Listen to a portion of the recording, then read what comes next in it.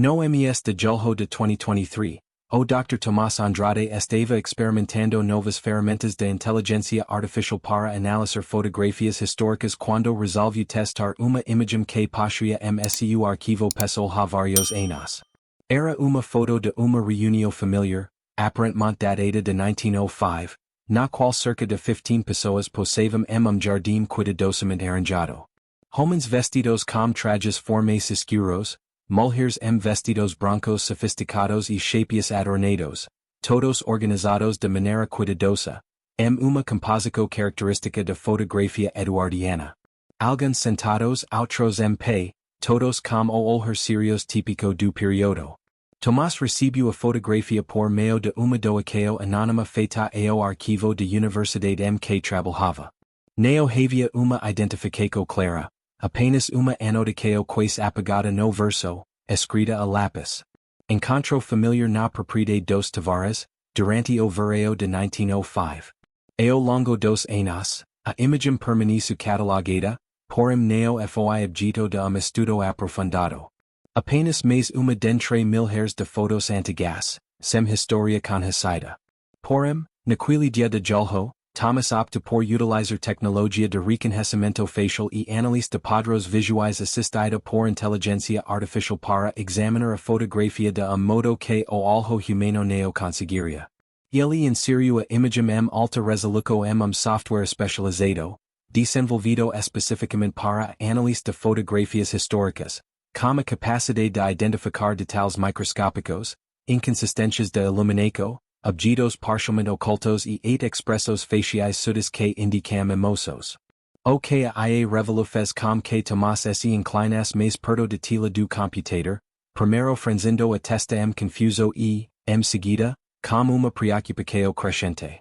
O programa havia detectado uma anomalia significativa que o olho humano provavelmente deixaria passar.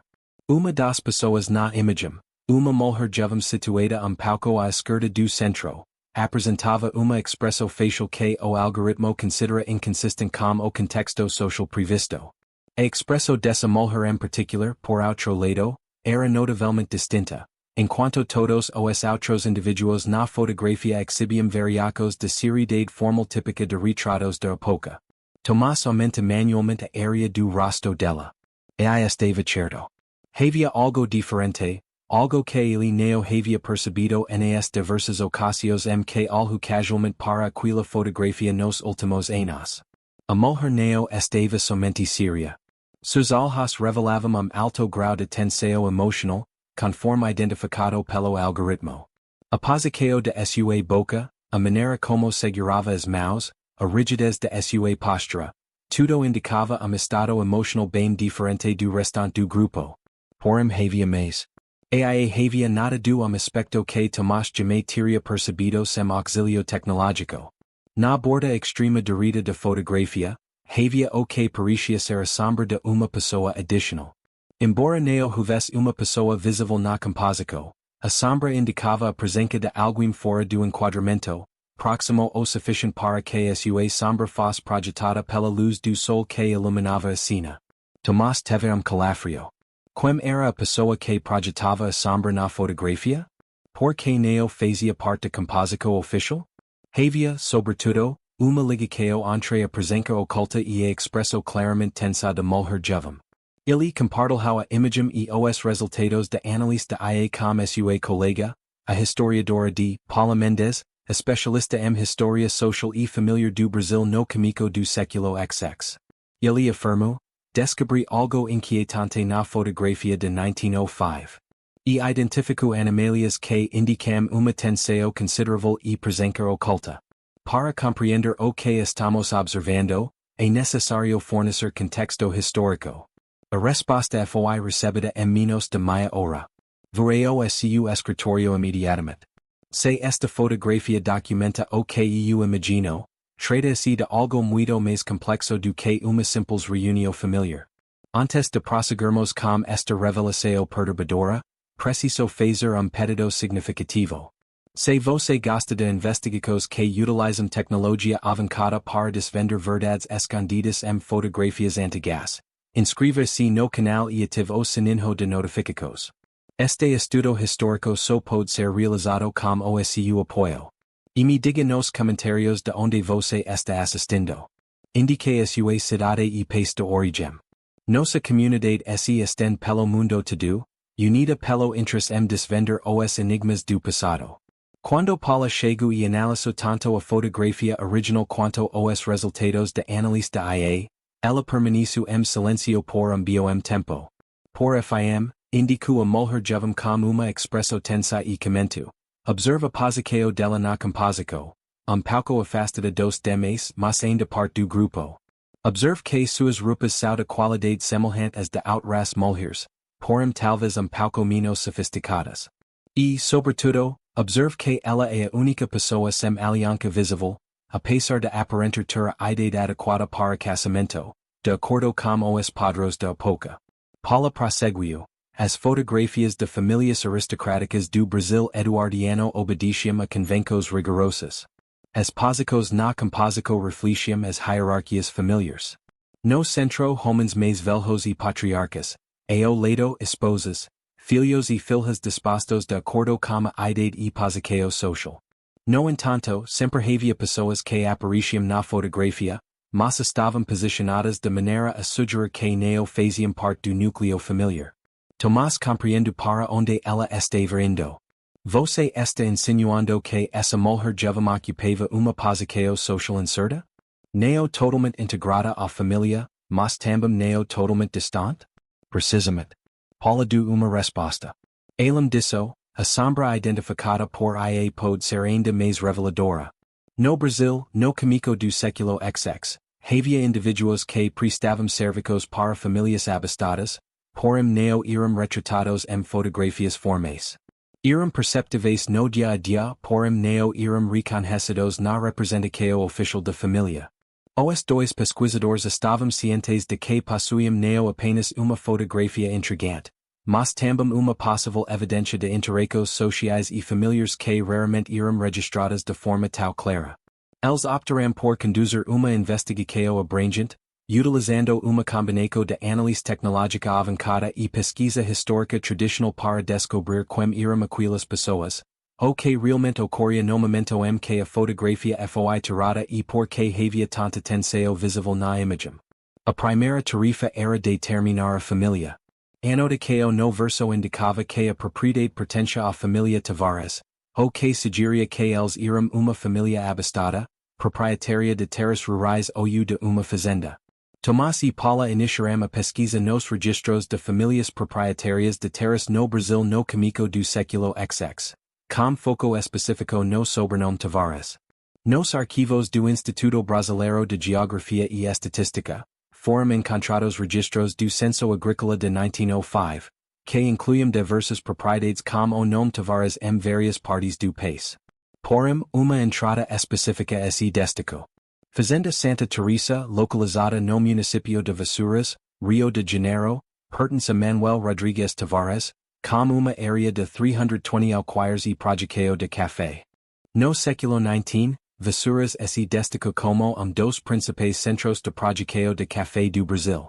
E várias das grandes fazendas da área ainda estavam em funcionamento no começo do século XX, apesar da economia do café já ter começado a declinar. As famílias de fazendeiros de Vassouras eram reconhecidas por manter rígidas hierarquias sociais, vestígios do período escravocrata, que havia terminado oficialmente em 1888, apenas 17 anos antes da fotografia. Tomás opta por utilizar a IA mais uma vez, agora com o intuito de comparar a fotografia de reunião familiar com outras imagens de região de Vassouras do mesmo período, na esperança de identificar elementos arquitetônicos ou paisagísticos que pudessem validar a localização. O algoritmo examinou o estilo dos jardins aparentes na imagem, a espécie de vegetação, os itens decorativos e os confronta com bancos de dados de fotografias históricas georreferenciadas. Os resultados foram impressionantes. A IA encontra uma correspondência de 87% entre os jardins visíveis na fotografia atual e os jardins registrados de Fazenda Santa Teresa nas fotografias de 1903 e 1907, que estão preservadas no acervo do Museu do Café de Vassouras. Isso inclui a mesma disposição de arbustos ornamentais, o mesmo tipo de movies de jardim e 8 mesmo árvores específicas que podem ser identificadas pela estrutura de seus galhos. Divida esta pesquisa com alguém que também se encanta por enigmas históricos solucionados por meio de tecnologia. Utilize o botão de compartilhamento e contribua para disseminar esse conhecimento. Cada compartilhamento reforça nossa missão. Com a localização verificada, Paula se aprofundu nos arquivos genealógicos de família Tavares de Vassouras. No arquivo da Igreja Matriz de Cidade, foram encontrados registros minuciosos de família ao longo de 3 gerações. Manuel Rodrigues Tavares, dono da Fazenda Santa Teresa em 1905, era descendente de fazendeiros de café que prosperam no og de economia escravocrata. Ele herdou a propriedade em 1895 e a gerenciava com o auxílio de seus 3 filhos mais de idade. Em 1905, os registros de batismo, casamento e habito ofereciam dados sobre a estrutura familiar. Manuel possuía 58 anos. Era casado com Dona Amelia Tavares, de 52 anos. Eles tinham 5 filhos. Roberto, 32 anos, é casado com Clara. Enrique, 28 anos, é casado com Isabel. Teresa, 26 anos, casada com Francisco Almeida, de família vizinha. Maria, 23 anos, estado civil, soltera. E Eduardo, 21 anos, soltero. Incluindo os membros da família nuclear e seus cônjuges, o total era de 11 pessoas, o que correspondia aproximadamente à quantidade de pessoas na fotografia. Porém, Paula tinha consciência de que era necessário ir além dos registros oficiais. Ela precisava compreender as relações sociais da fazenda, principalmente levando em conta que a fotografia foi feita apenas 17 anos depois da abolição de escravidão. Nos registros do cartório de Vassouras, foi encontrado o inventário dos bens de Manuel Tavares, elaborado em 1910, 5 anos após a fotografia, ano de seu falecimento. O documento continha informações reveladoras. O inventário não só listava terras, edificações e equipamentos, mas também afirmava que a fazenda contava com 16 funcionários residentes, além de suas famílias, que eram acomodadas em casas localizadas na propriedade. No período pós-abolição, o termo trabalhadores residentes era eufemismo comum para se referir às pessoas que haviam sido escravizadas. Embora tenham sido oficialmente libertadas em 1888, elas continuaram trabalhando e vivendo nas mesmas propriedades onde foram mantidas escravizadas. Teoricamente eram agora trabalhadores livres, mas na prática as condições pouco mudaram. Paula descobriu mais informações em relatórios de inspectores municipais de 1904 e 1906, que inspecionavam propriedades rurais para avaliar as condições de trabalho e moradia. Relatório de 1904 a respeito da Fazenda Santa Teresa afirmava: os trabalhadores vivam em condições apropriadas para o padrão de regio, com diversas famílias que possuem uma longa história de ligação com a propriedade. Observa-se a presença de jovens nascidos na fazenda que realizam tarefas domésticas na casa principal. Expresso jovens nascidos na fazenda que trabalham em atividades domésticas tinha significado importante. Indicava a possibilidade de que existissem indivíduos que cresceram na propriedade, possivelmente filhos de pessoas escravizadas, os que agora ocupavam funções domésticas na casa dos Tavares. Elas viviam em uma situação ambígua. Não eram mais consideradas propriedade legal de ninguém, porém suas opções de vida eram bastante restritas e, muitas vezes, continuavam vinculadas às mesmas famílias que escravizaram seus pais. Tomás formula uma teoria. Poderia a mulher jovem de expresso tensa na fotografia ser uma dessas trabalhadoras domésticas?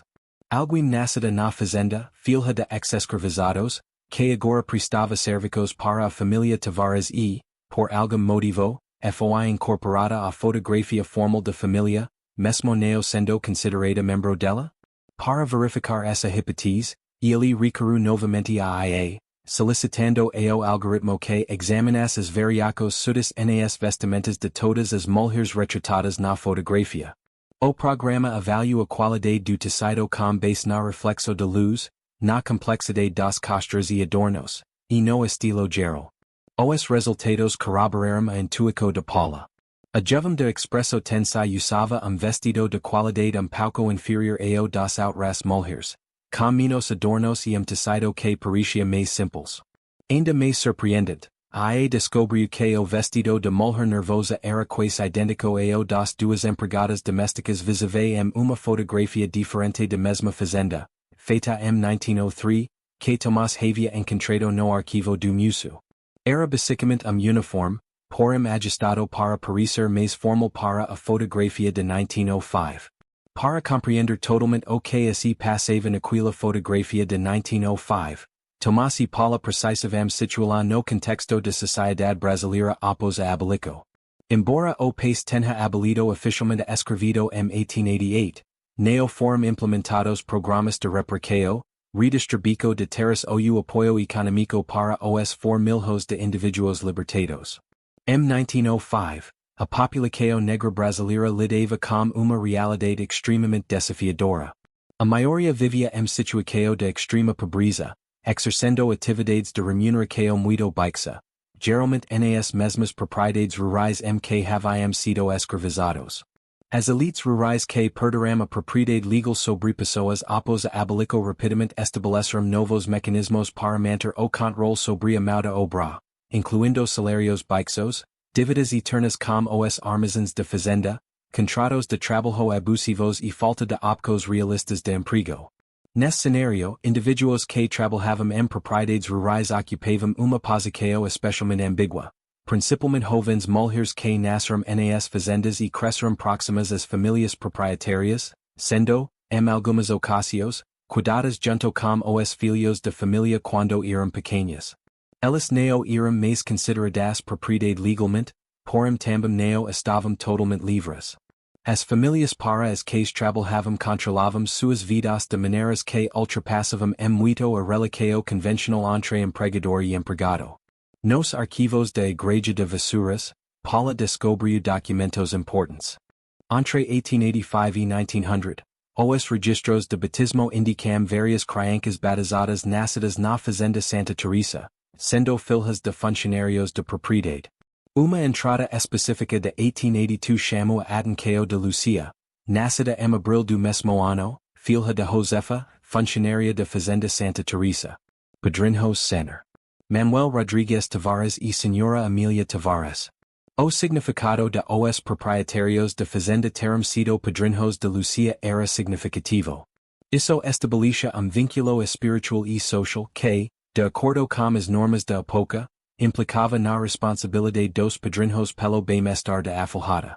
Além disso, criava uma relação de dependência e compromisso, que poderia ser utilizada para exercer controle sobre a pessoa ao longo de sua vida. Se Lucia estivesse na fazenda em 1905, teria 23 anos, a mesma ideia de mulher jovem de expresso tensa na fotografia. Seria Lucia? Qual é a sua teoria sobre o que provocava a atenção evidente em sua expresso?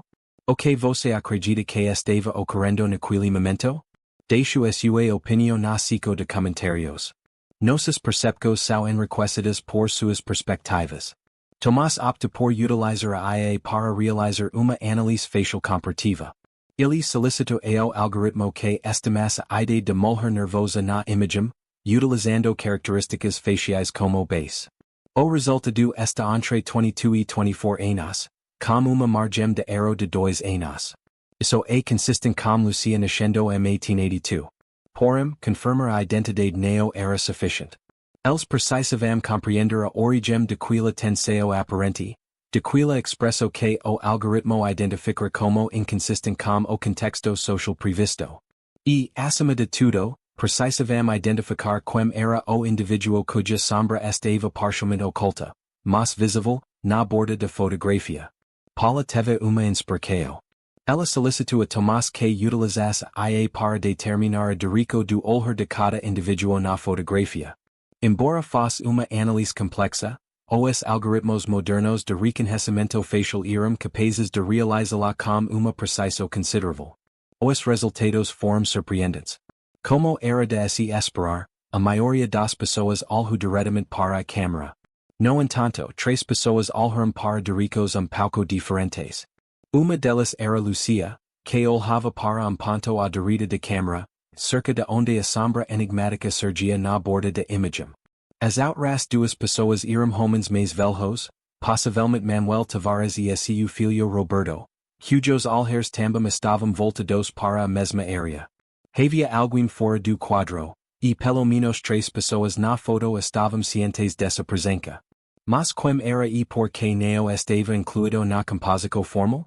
Tomás amplia analista IA, solicitando ao algoritmo que examinasse a sombra com o máximo de detalhes possível. Com base no ângulo e na forma de sombra, o programa foi capaz de concluir que se tratava provavelmente de indivíduo do sexo masculino, de estatura média, situado a cerca de 2 metros de borda do enquadramento. A sombra indicava que a pessoa estava parada, não se movendo, assistindo à cena que se desenrolava. Paula retornou aos registros históricos, agora em busca de detalhes sobre acontecimentos específicos de 1905 que pudessem justificar a contrataco de fotógrafo profissional para visitar a Fazenda Santa Teresa e realizar retrato formal de família. Jornais da época, encontro anúncio que oferece contexto importante. O Vassarense, edicado de 15 de março de 1905, publicou anúncio social. A respeitável família Tavares de Fazenda Santa Teresa realizará no MS que vem o casamento de Senhorita Maria Tavares com o Dr. Carlos Augusto Pereira, advogado com escritório na capital. A cerimônia ocorrerá na igreja matriz, com recepção na propriedade de família em seguida. Toda a comunidade de Vassuras parabeniza os noivos e suas famílias respectivas. A fotografia neo retratava uma festa ou celebração casual. Provavelmente tratava-se de registro oficial relacionado a casamento significativo. Maria Tavares, filha de Manuel e Emília, com 23 anos, estava se casando com advogado de capital, uma união que aumentaria ainda mais o prestígio social da família. Tratava-se de evento que exigia uma documentação fotográfica detalhada, mas a presença de Lucia na foto tornava tudo ainda mais curioso. Porque uma empregada doméstica faria parte da foto oficial da família, registrada para comemorar casamento significativo? E quem era a pessoa que observava a cena à distância na borda? A resposta cômica a surgir quando Paulo descobriu documento nos arquivos do cartório que nunca tinha sido digitalizado ou amplamente analisado. Trata-se de registro de processo legal iniciado em 1906. A mano após a fotografia ser tirada contra Manuel Rodrigues Tavares devido a condições de trabalho inadequadas em sua propriedade rural. Após uma denúncia anônima, o representante do Ministério Público inicia o processo. As informações do processo judicial de 1906 mudaram totalmente a interpretação da fotografia de 1905. O documento mantido nos arquivos do Fórum de Vassuras continha depoimentos de diversas pessoas, entre elas funcionários da Fazenda Santa Teresa e moradores da região. Dos depoimentos foi especialmente esclarecedor. Uma trabalhadora de 24 anos, identificada apenas como J, empregada doméstica, relata que as condições na propriedade eram precárias, com jornadas de trabalho extensas e salários inadequados. Os trabalhadores também sofriam situações de constrangimento e tratamento desigual. Paula tinha uma forte desconfiança de que já era Lucia. A idade se encaixava perfeitamente, e a descrição de sua profissão como empregada doméstica correspondia ao que haviam deduzido a seu respeito. Entretanto, isso resulta em situações de constrangimento e tratamento diferenciado. Outro depoimento, de inspetor municipal que visitou a fazenda em abril de 1905, ms do casamento, oferecia mais informações. Ao visitar a propriedade, percebe que havia uma diferença evidente no tratamento dos diversos funcionários. Alguns funcionários mais velhos, que provavelmente haviam sido mantidos em condições anteriores à pouca de liberdade legal, eram tratados com certa consideração. No entanto, os trabalhadores mais jovens, especialmente os nascidos na propriedade após mudanças legais, pareciam estar em uma situação particularmente difícil. Eles não tinham as práticas tradicionais do sistema anterior nem as práticas legais que deveriam existir no sistema atual. Essa era a situação exata de indivíduos como Lucia, nascida após a lei do ventre livre de 1871, que declarava livres os filhos de mais escravizadas nascidos após essa data. Embora tivesse nascido livre, ela cresceu em uma fazenda onde sua mãe fora escravizada. Nesse ambiente, foi criada próxima à família proprietária, mas também subordinado a ela, o que resultou em horizontes de vida extremamente limitados. Thomas descobriu evidência adicional em uma fonte surpreendente ao utilizar ferramentas de pesquisa digital em jornais do passado. Ele encontrou o artigo publicado no periódico abolicionista A Reading Kao, do Rio de Janeiro, em junho de 1905. O artigo condenava práticas que ainda existem em propriedades rurais de algumas áreas, onde jovens nascidos livres são mantidos em condições de dependência que se assemelham bastante às anteriores ao libertaco legal. Há relatos de casos em que famílias de fazendeiros controlam a vida de jovens trabalhadores de maneiras que ultrapassam em muito uma relação de trabalho comum, incluindo restrições ao seu livre movimento e as suas decisões. Pessoas. Embora o artigo não tenha citado especificamente a Fazenda Santa Teresa, o momento foi considerado relevante. Publicado em junho de 1905, 2 meses depois do casamento de Maria Tavares e provavelmente depois da fotografia ter sido feita. Poderia haver conexo. Paula teve uma percepção fundamental. Ela retornou à fotografia e revisou a posição de todos. Não só Lucia, mas também os integrantes da família Tavares. Com base nas análises da IA sobre Dorico dos Alheres e linguagem corporal, ela identificou padrão. Manuel Tavares e seu filho mais velho, Roberto, apresentavam comportamentos que o algoritmo categorizava como posture de guarda ou posture defensiva. Não estavam tranquilos, mas sim vigilantes, concentrados e a sombra enigmática na margem da fotografia. Se não era parte da família nem funcionário comum da fazenda, quem mais poderia ser?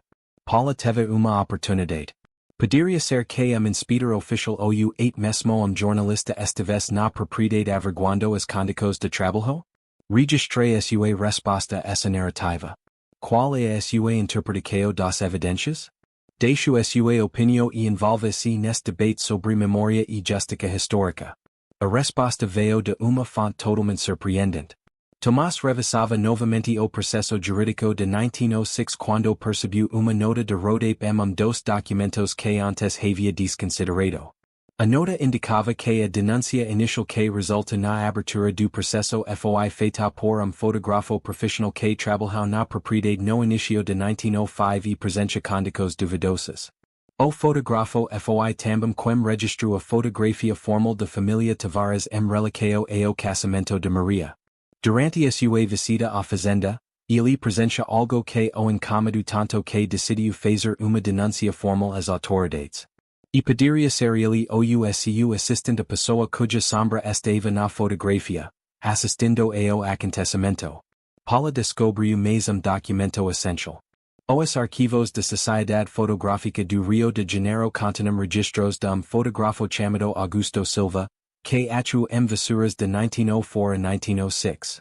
Em 1907 ele publicou artigo em uma revista especializada intitulado Ética Fotográfica e Responsabilidade Social, no qual abordava os dilemas éticos enfrentados pelos fotógrafos ao documentar famílias da elite.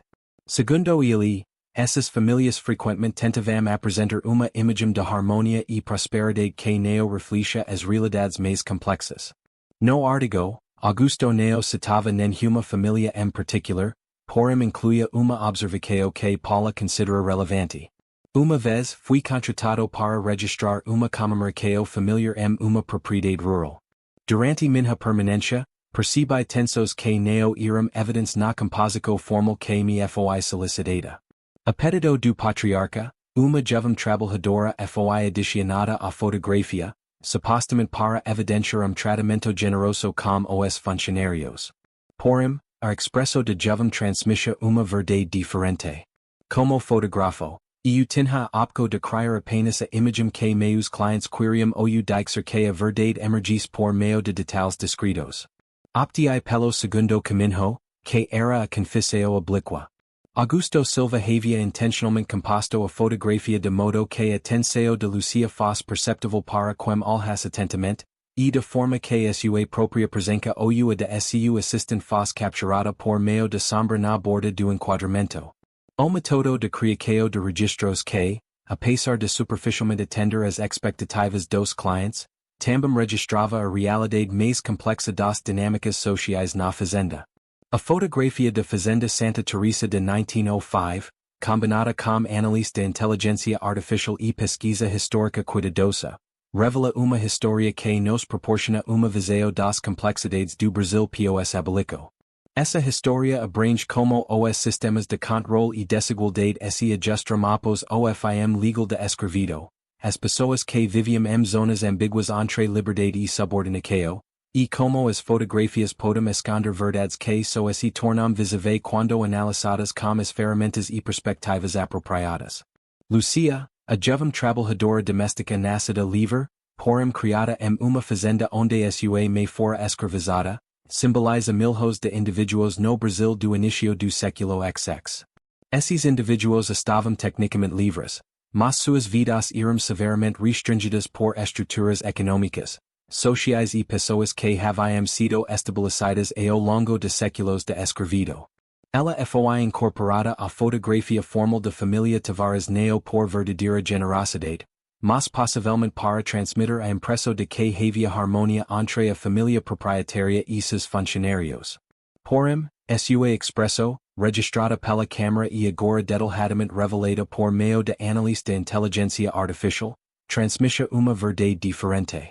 Havia tensão, havia desconforto, havia a consciência de estar em uma situação complicada e ambígua. E o fotógrafo Augusto Silva foi sensível o bastante para permitir que essa realidade fosse registrada, ainda que de maneira discreta. A sombra na borda da imagem, possivelmente de Augusto ou de seu assistente, também tinha significado. Era lembrete de que havia observador externo presente, testemunhando o que ocorria e registrando não apenas a composição que a família almejava, mas também as realidades mais complexas que envolviam aquele momento. Antes de finalizarmos, preciso de sua ajuda para dar continuidade a esse projeto que combina tecnologia contemporânea com pesquisa histórica tradicional. Se este vídeo teve impacto em você, clique no botão de curtir. Isso contribui para que o algoritmo exiba esse conteúdo para o maior número de pessoas. Se ainda não é inscrito, inscreva-se no canal e ative o sininho para não perder as próximas investigações. Além disso, deixe comentário compartilhando suas reflexões sobre como a tecnologia pode ajudar a revelar verdades históricas ocultas. Em dezembro de 2023, no Museu de História do Trabalho, no Rio de Janeiro, foi aberta a exposição organizada por Tomás e Paula. Como título Tecnologia e Memória, revelando verdades ocultas em fotografias históricas, a exposição utilizou a fotografia de Fazenda Santa Teresa como estudo de caso principal, evidenciando como a inteligência artificial pode ser uma ferramenta eficaz para a análise histórica quando aliada a uma pesquisa documental meticulosa. A exposição apresentava versões ampliadas de fotografia com sobreposições digitais, exibindo os resultados das análises da IA. Marcos, que identificavam expressões faciais e suas respectivas classificações emocionais, além de linhas indicando a dirico dos olhares e uma ampliação de sombra enigmática na borda. Todos os documentos históricos que haviam sido descobertos eram exibidos ao lado. Registros de batismos. Acao Judicial de 1906. Texto de Augusto Silva. Divulgaco do casamento. O público reagiu com fascínio e reflexo profunda.